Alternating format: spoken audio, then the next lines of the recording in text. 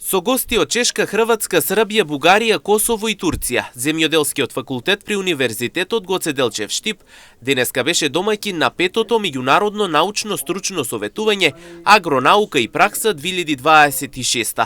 Настанот се одржа во свечената сала на факултетот во кампус 2 во Штип. Во фокусот беше поврзувањето на науката со практичното земјоделско производство во време на сериозни климатски предизвици. На советувањето учествуваа и над 30 представници од производниот сектор кои ја представија својата работа и искуства. Сето тоа, го имаме за сето ова советување, имаме голема поддршка и од Министерството за земјоделство, шумарство и водостопанство, се разбира од општина Штип, кои што всушност го препознаваат она што ние го работиме, ја препознаваат науката и како треба таа да делува за да имаме подобро земјоделско производство. И уште еднаш би апелирала и би кажала, младите се оние кои што се нашата иднина, за да имаме светла иднина.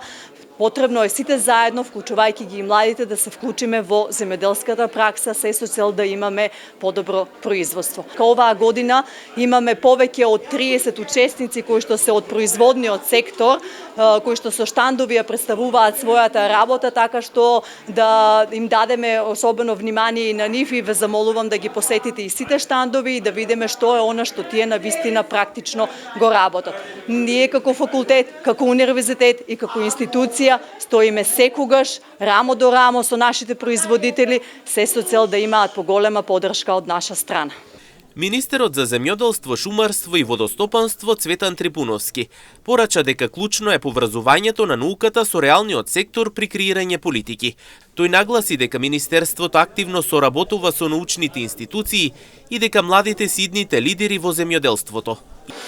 Сакам да потенцирам дека за Министерството е многу важно за владата спојот помеѓу науката и реалниот сектор, помеѓу земјоделците, затоа што секоја стратегија, секој документ кој што се носи од страна на Министерството мора да биде подкрепено со научни влијанија, односно укажување, затоа што само на тој начин можеме да креираме политики.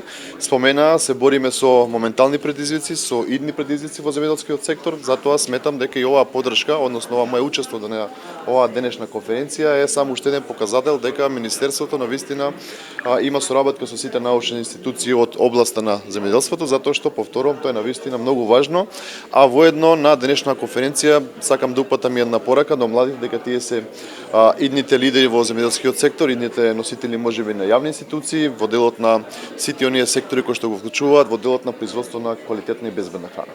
Производителите од настанот велат дека ако државата малку повеќе помогне, работите ќе тргнат на подобро за сите. Според нив треба и младите што излегуваат од факултетот да бидат повеќе насочени кон земјоделството, за да има вистинска корист за домашните фирми. Мислам дека Министерството за земјоделие треба малку да ни помогна сите фирми за да производството биде подобро и да има повеќе ефект за нашите фирми домашници.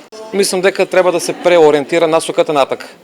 Кадар од факултетот да биде према фирмите што се со земјоделие. Инаку настанот покажа дека без заедничка работа помеѓу науката, институциите и земјоделците нема напредок. Она што е факт е дека иднината на земјоделството ја носат знаењето, новите идеи и младите луѓе.